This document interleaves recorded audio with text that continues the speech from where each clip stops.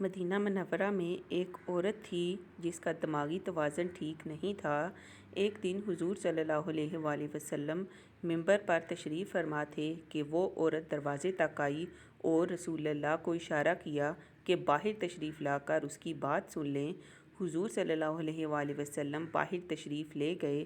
کڑکتی دھوپ، عرب کا موسم اور اس عورت کا عقلی توازن بھی ٹھیک نہیں، مگر آپ دھیان سے اس وقت تک اس کی باتیں سنتے گئے جب تک کہ وہ خود نہیں تھک گئی۔ صحابہ کرام کو یہ بات ناگوار گزری اور حضرت عمر آپ سے مخاطب ہوئے اور کہا، حضور، یہ عورت پاگل ہے، اس کو دیکھ کر لوگ راستہ بدل لیتے ہیں۔